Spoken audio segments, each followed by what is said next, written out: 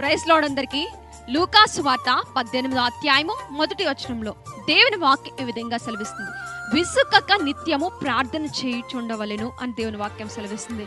మనం ప్రార్థన చేసినప్పుడు విసుగు చెందకూడదు. ఒకవేళ దేవాతి దేవుడు ఒకవేళ మనం చేసే ప్రార్థనకి ప్రతిఫలం ఇవ్వకపోయినా మనం ఆ ప్రార్థన అయితే మానకూడదు. ప్రార్థన నిత్యము చేస్తూ ఉండాలి. ఒక స్త్రీ అధికారి దగ్గరికి వెళ్ళి తనకు ప్రతివాదికి న్యాయం తీర్చమని ఎంతగానో అడుగుతున్నా ఆ అధికారి లక్ష్య పెట్టలేదు. కానీ ఆమె మాటి మాటికి వచ్చి అడగడం వల్ల ఆ అధికారి ఆమె పట్ల న్యాయం తీర్చాడు.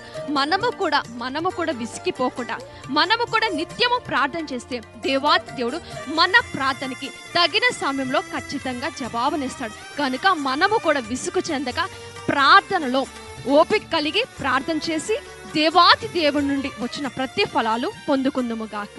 ఆమేన్.